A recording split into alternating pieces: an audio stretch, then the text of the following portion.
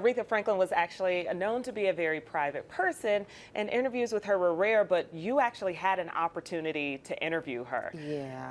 What were you interviewing her about, and then just talk to us At the about that time, experience? I was the entertainment and arts editor at the Chicago Defender. And it was a couple of years ago. This is one of her last performances at Ravinia. And one thing was she had always a connection to Chicago and things that really resonated with her growing up here. And the Chicago Defender and WVON were two major outlets owned and operated by Black entrepreneurs, and of course she never forgot about that. So when she came to Chicago, she said one of the two outlets that I want to prioritize is the Chicago Defender and WVON, and that's how I got that call to interview her. So cool. You know, when you think about Aretha, you think about the soul, you think about the power, you think about the gospel infused with love ballads. Yeah. Why do you think her music was able to rise above so many others in a career that spanned 6 decades? Why do you think it still resonates so much here in 2018? Substance. When you are understanding the validity of substance, of great songwriting, great musicianship, and her background was gospel. Her father, very known pastor that would travel around the country, Reverend C.L. Franklin.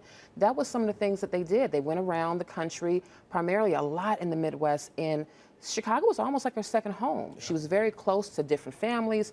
A lot of key people in the gospel community here, from the Clark sisters to Albertina Walker, you name it. And so she resonated with that, and she understood her foundation was the church.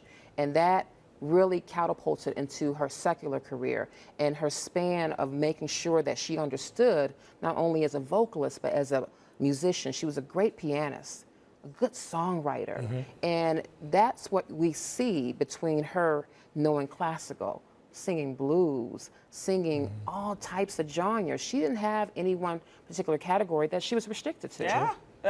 She's shown that. I mean, we also saw her doing opera just off the whim. Yeah. Stepping into Pavarotti and knocking it out of the park. At the Grammys, you're like, whoa. Yeah. You know, you had to like fist bump, like, oh my God, Queen of Soul just belted out of classical. And it just came effortlessly with her. What do you think is her legacy? Her legacy is really the soundtrack of our lives. Who don't recall where they were at when they heard a particular song from Aretha Franklin? And I mean, it's countless catalog of hits left and right. Her legacy is really how she is influenced by the next Presidential generation. Medal of Freedom right there. She received that back in 2005, the highest honor a civilian can receive. She was truly a special woman, a living legend who's now left us, but with her music and with her work, her legacy will live on. Absolutely. It's really so cool to see and so cool to have people in here like you who brush shoulders with her and can share her story with two people like us who've never had the chance to meet her but grew up on her music. It was a bucket list interview.